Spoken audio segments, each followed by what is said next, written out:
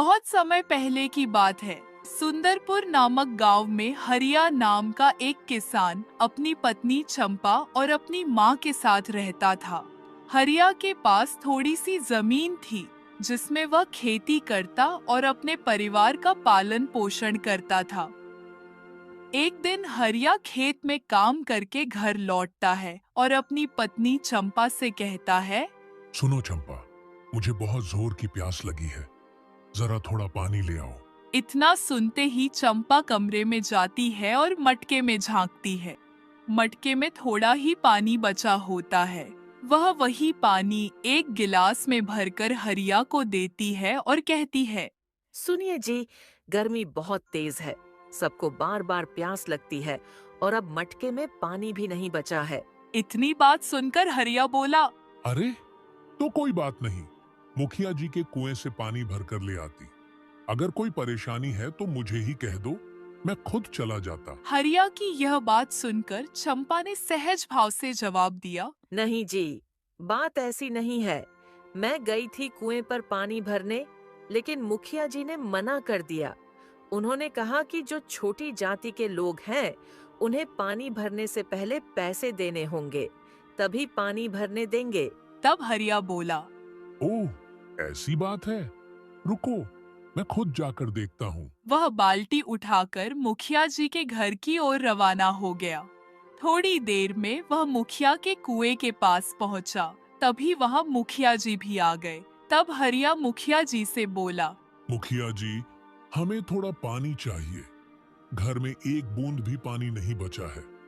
मेरी माँ और पत्नी दोनों प्यासे हैं। मुखिया ने रूखे स्वर में जवाब दिया, सुन हरिया, कल से नया नियम लागू हुआ है।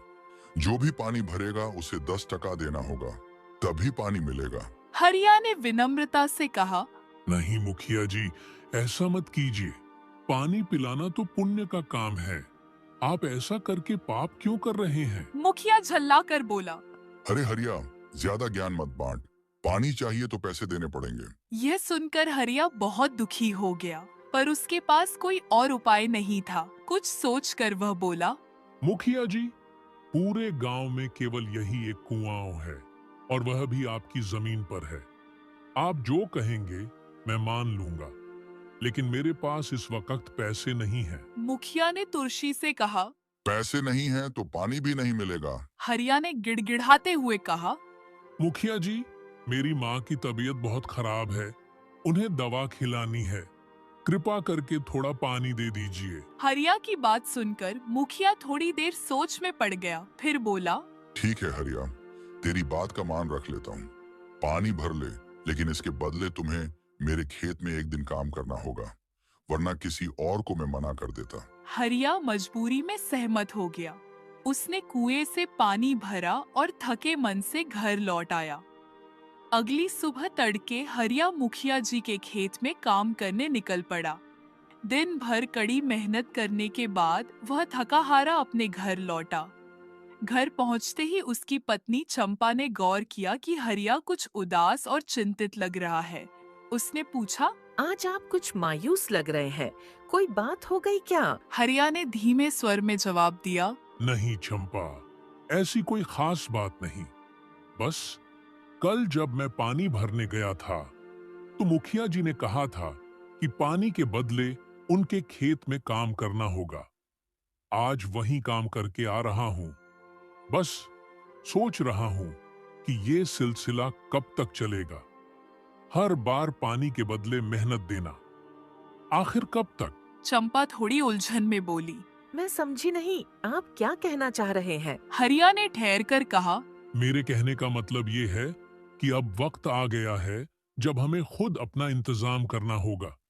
ना तो मेरे पास इतने पैसे हैं कि हर बार पानी के लिए कुछ चुकाऊं, और ना ही इतनी हैसियत है कि खुद का कुआं खुदवा सकूं। लेकिन अब और नहीं, मुझे पानी की तलाश खुद करनी होगी। जंगल, पहाड़, कहीं भी, पर मैं कोशिश जरूर करूंगा। अगली सुबह हरिया जैसे ही घर से निकलने वाला था, तभी चंपा ने उसे रोका और बोली, सुनो, जरा संभल कर जाना, लेकिन कृपया करके कालिंदी जंगल में बिल्कुल मत जाना। मैंने सुना है कि वहाँ भूत प्रेत और जंगली जानवर रहते हैं, इसलिए उस रास्ते पर भूल कर भी मत जाना। यह सुनकर हरिया बोला, अरे चंपा, तुम भी ना। इस जमाने में भूत प्रेत सिर्फ कहानियों में होते हैं, और जहां तक जंगली जानवरों की बात है, मुझे रास्ता अच्छी तरह से पता है। तुम बिल्कुल भी चिंता मत करो। घर पर रहना और माँ का ख्याल रखना। मैं शाम तक वापस लौट आऊंगा। अब हरिया पानी की तलाश में घर से निकल पड़ा। वह कभी इस जंगल में, कभी उस जंगल में, कभी इधर तो कभी उधर भटकता रहा, लेकिन कहीं भी पानी नहीं मिला। ऊपर से तेज धूप और भूख ने उसे और भी परेशान कर दिया। थोड़ी देर बाद उसे एक पेड़ दिखाई दिया। उसने सोचा, क्यों ना इस पेड़ के नीचे थोड़ी देर आराम कर लूं? फिर पानी की तलाश में दूसरे जंगल की ओर निकल जाऊंगा।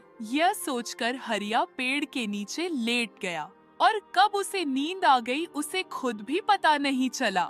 कुछ देर आराम करने के बाद वह फिर दूसरे जंगल की ओर निकल पड़ा।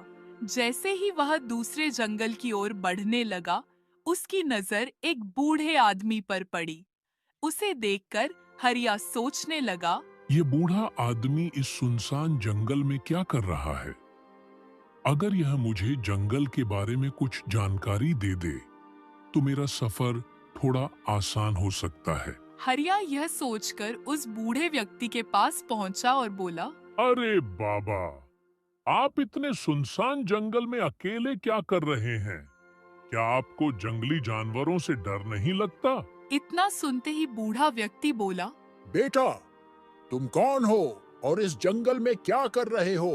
तब हरिया बोला, बाबा, मैं एक राही हूँ जो पानी की तलाश में इधर उधर भटक रहा हूँ, लेकिन मुझे अभी तक एक बूंद भी पानी नहीं मिला। यह सुनकर बूढ़ा व्यक्ति बोला, अरे बेटा, तुम्हें अपने घर लौट जाना चाहिए।